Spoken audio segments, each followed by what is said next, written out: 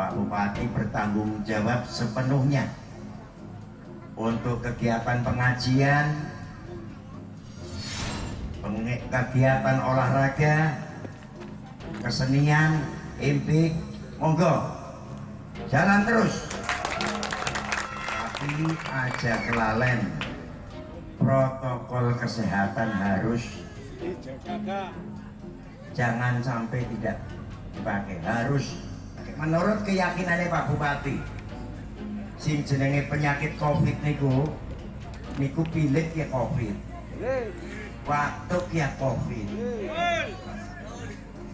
kenang gula darah ya COVID, ludrek ya COVID, kabeh dadi siji arane kopet. Iya mulai Pak Kades bisa melaporkan kepada Pak Camat kalau ada oknum-oknum yang menakut-nakutin, tolong difoto, wonge difoto, laporakan Pak Camat, mangke dilaporakan Pak Bupati.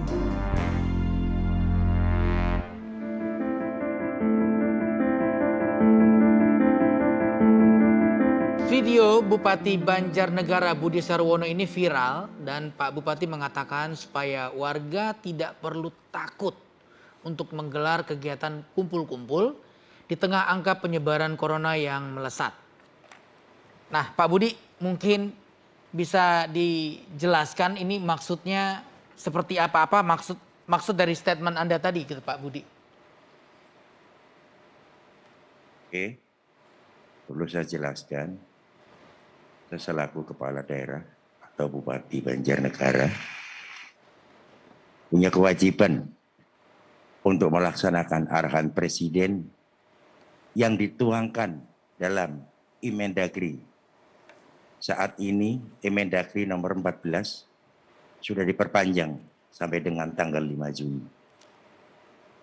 Pada diktum ke-9 huruf I berbunyi, pelaksanaan kegiatan seni, budaya, sosial, kemasyarakatan, lokasi seni, budaya, dan sosial yang dapat menimbulkan keramaian dan kerumunan. 1. Untuk kabupaten kota selain pada zona merah diizinkan dibuka dengan pembatasan kapasitas 25% dan penerapan protokol kesehatan yang lebih ketat, di mana pengaturannya lebih lanjut dilakukan oleh pemerintah daerah. Yang kedua, untuk kabupaten kota zona merah ditutup untuk sementara waktu sampai dengan wilayah dimaksud tidak dinyatakan sebagai zona merah lagi berdasarkan penetapan pemerintah daerah setempat. Dan yang ketiga, kegiatan hajatan kemasyarakatan paling banyak 25% dari kapasitas dan tidak ada hidangan makan di tempat. Pak Budi, tapi di saat angka sedang tinggi, tidakkah anjuran dari Bupati sebaiknya meminta mengurangi aktivitas di rumah saja, bahkan bukan malah mempersilahkan hajatan jalan terus? Iya, kami tim Satgas COVID-19 dapat melakukan upaya pencegahan berupa pendampingan pelaksanaan protokol kesehatan dalam setiap acara yang dilakukan oleh masyarakat. Daripada kami larang, namun kegiatan yang berkerumun dilaksanakan secara sembunyi-sembunyi tanpa ada pengawasan. Maka kami lebih baik terbuka, transparan, agar masyarakat bisa melapor, menyampaikan kepada tim Satgas.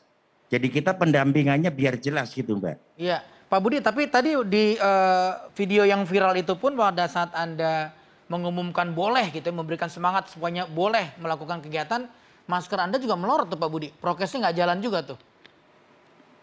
Dan begini, bagaimana memastikan di lapangan gitu Pak Budi, karena kan nggak mungkin Pak Budi berserta dengan tim Satgas akan ngedampingin secara langsung di semua site kan.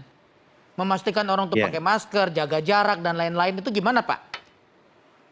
Jadi saya pada waktu menyambut memang masker saya turunkan Pak.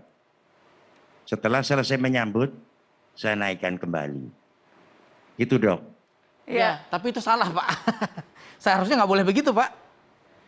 Prokes Oke, itu saya minta pada saat maaf. sambut dan Mungkin tidak yang sambut akan harus tetap datang dijalankan. tidak akan saya Harusnya. ulangi lagi, dokter. Iya Pak Budi.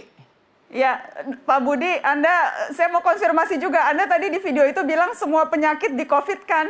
Ini bisa misinformasi pada publik nih Pak Bupati, ketika banyak orang yang justru malah tidak percaya COVID malah dapat pembenaran dari bupatinya. Katanya kok semua penyakit di COVID kan? Apa Anda termasuk pejabat yang tidak percaya COVID ya Pak? Oh tidak, Bu. Kami sangat percaya dengan COVID-19. Makanya dengan adanya Permendagri yang diberikan tugas kepada kami laksanakan dengan penuh rasa tanggung jawab. Maksud Anda Saya ketika percaya tadi sekali COVID dengan semua adanya di COVID kan itu apa Pak? Ketika tadi Anda bilang pilek di COVID kan, bahkan darah tinggi di COVID kan, apa maksud Anda mengatakan itu Pak? Jadi sering kita melakukan tracking, Mbak. Gitu. Saya mencoba menjelaskan agar masyarakat lebih mudah memahami semuanya. Gitu, Mbak. Nah, Iya, tapi maksud Anda ketika bilang pilek COVID, batuk COVID, darah tinggi COVID, budek COVID, itu kesannya malah justru Anda mengatakan sengaja dokter meng-COVID-kan pasien. Itu kan tudingan yang tidak beralasan, Pak Bupati. gimana, Mbak?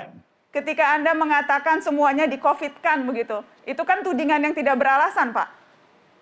Itu kan persepsi panjenengan, Mbak. Kita bisa putarkan lagi tuh Pak kalimat Anda ketika Anda mendengar, ketika Anda bicara itu. Jadi Anda membantah mengatakan semuanya di-COVID-kan begitu ya Pak? Tidak, Mbak. Pak Budi, angka COVID di daerah Anda itu tinggi atau rendah Pak? Oke, perlu saya jelaskan. Untuk hari ini, kasus COVID di Banjarnegara itu jumlahnya ada totalnya ya, dari awal tahun 2020, Maret sampai 22 Juni 2021. Totalnya itu ada 4.074 orang. Total kasus yang sudah sembuh 3.313 orang.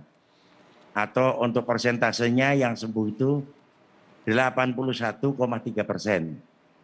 Yang dirawat di rumah sakit jumlahnya 169 orang.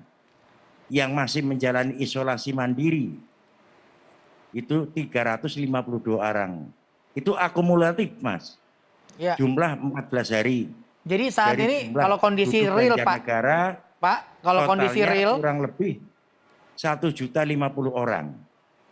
Pak, kalau kondisi real saat ini di rumah sakit itu penuh atau enggak Pak? Posisi di rumah sakit hari ini 84%. 85%. 84%. Oh, 84%. Jadi masih ada kapasitas yang bisa ditampung nih. Masih ada 16%. Baik. Baik, Pak. Terima kasih informasinya ya. Kita akan break sebentar. Nanti usai jeda kita akan bicara dengan Menteri Kesehatan Budi Gunadi Sadikin. Sekali lagi Pak Budi, terima kasih banyak. Salam sehat untuk Anda semua.